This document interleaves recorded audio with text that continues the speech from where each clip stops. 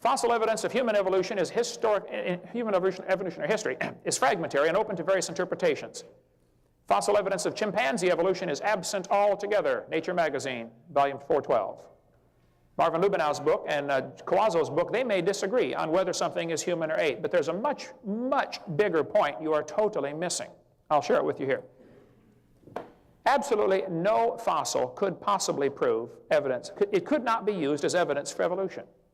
If you walked into a court of law and said, Your Honor, this is the ancestor of humans today, anybody with half a brain in their head would say, Your Honor, he can't prove this fossil had any kids. You certainly can't prove it had different kids. Why on earth would you think a bone you found in the dirt can do something animals today cannot do? Animals today produce the same kind. Why would you think it was different long ago and far away? That's my whole point. That is not science. That's a religion. Now, if you want to believe this is an ancestor of anybody, you can believe whatever you want, but that's not science, and it shouldn't be used. You shouldn't be using taxpayers' dollars to spread your religion in the public school system, plain and simple. Now, that's my point number one. No fossil could possibly count as evidence for evolution. It couldn't count, because you can't demonstrate it had any kids. And the fact that you find a bone in the dirt lower than some other bone you found in the dirt, that doesn't prove any relationship either. I mean, a freshman law student would have a heyday with evolution, disproving it. It'd be so simple in the average court of law. The problem is evolution doesn't have to be proven in a court of law. It only has to be made believable for students to come to school. And here's some student in the school who has a fear of his teacher because the teacher has an academic and a psychological advantage over him.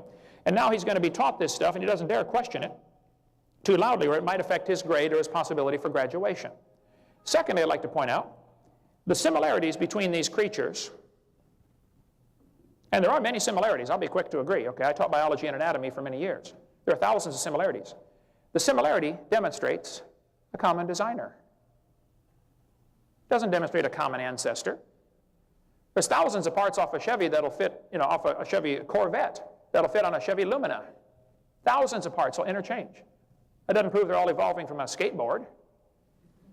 They're all coming from General Motors. Hello, okay? So the similarities you're finding in these skulls is just as much evidence for a common designer of these creatures. They have similarities like binocular vision, both eyes on the front of the head as opposed to the sides, because humans and chimpanzees have similar tasks to perform in life. They have to find their food, they have to see where they're going, they have to be able to do certain things. There are also thousands and thousands of differences between humans and chimpanzees. I mean, thousands of differences.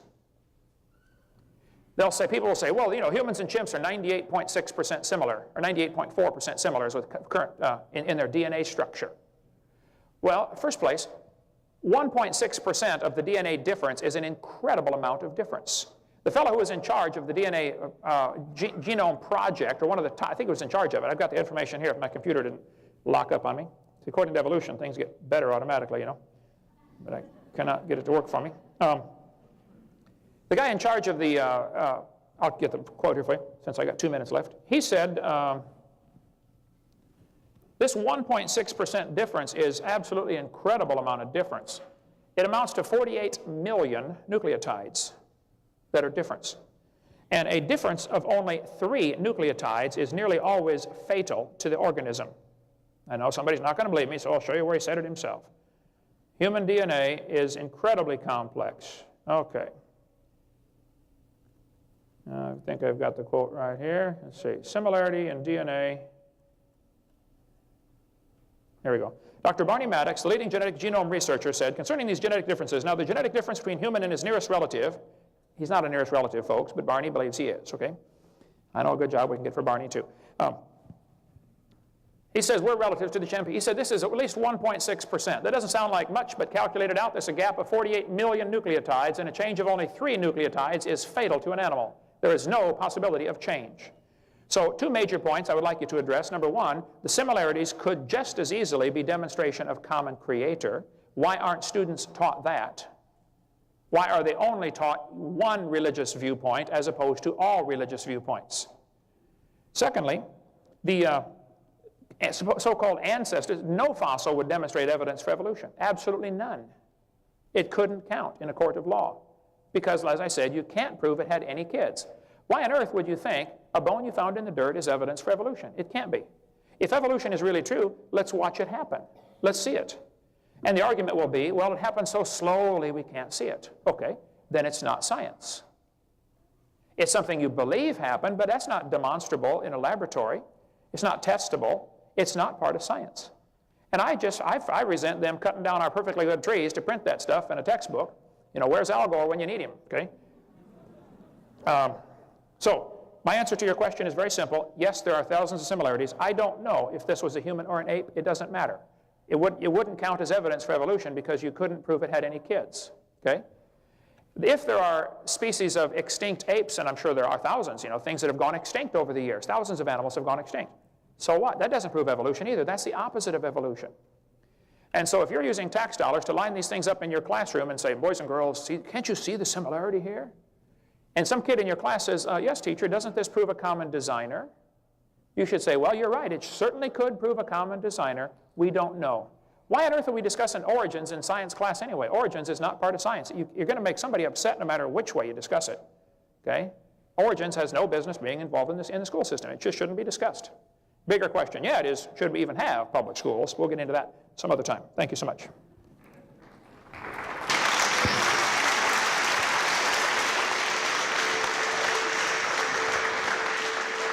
The second question that we want to present to our debaters is, what is the origin and the age of the universe, and what is your method of determining it? And Dr. Wagner, you will have 17 minutes, and Dr. Hovind, you will have 10. Okay. Sorry, this will take a second to get my monitor working again. Well, I think I can, let's see here. Well, I think I can assure both you, Dr. Hovind, and everyone here that I will never again teach about Nebraska Man and Piltdown Man. Those are permanently out of my lecture notes for all time. Thank you.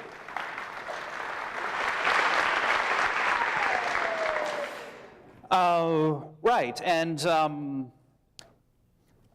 yes, I did note Java Man, which of course was, simply in the original find, it was a skull cap and a leg bone found a long distance away. I do hope you will allow me to mention the Sangheran 2 skull, which turned up I don't remember the exact date, I believe it was in the 1980s. Which is basically a skull with most of the face still present. I can drop Lucy if you really think I should, but a fossil found in a cave in South Africa called Sterkfontein, known as Littlefoot, has recently turned up, which they are still getting out of the ground, but it appears to be a complete Australopithecine. If you'll let me teach about that, I suppose that's fair. Neanderthals are old men with arthritis. Yes, of course, the first complete Neanderthal skull found at a place in France called La Chapelle-aux-Saints was definitely an old man who was stooped with arthritis. The baby Neanderthal skeletons that have turned up at a few locations in Europe probably weren't, but I won't teach about those if you'd rather I not. I certainly don't want to upset anybody. Oh, incidentally, this is a reconstruction of the skull of Peking Man.